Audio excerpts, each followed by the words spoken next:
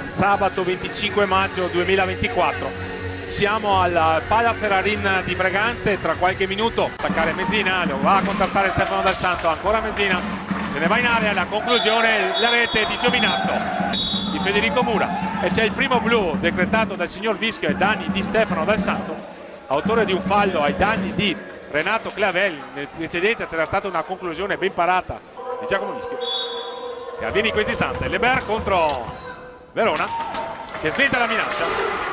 Giovinazzo avrà 2 minuti di power play, non manca molto.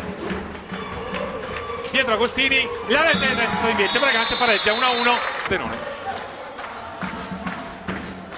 una grande punta, qui gol intanto di Mattia Poco, 2-1 Breganze.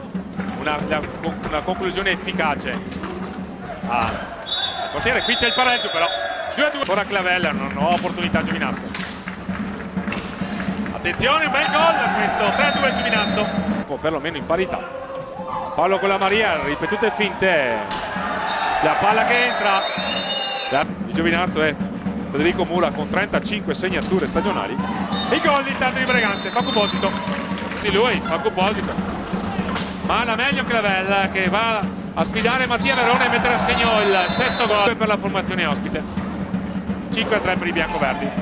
E bel gol adesso di Breganze con Mattia Verona. Ancora quella Maria, gli ruba molto bene palla Ramiro Torres che realizza il pareggio. 10-48, offensiva del 57 di casa.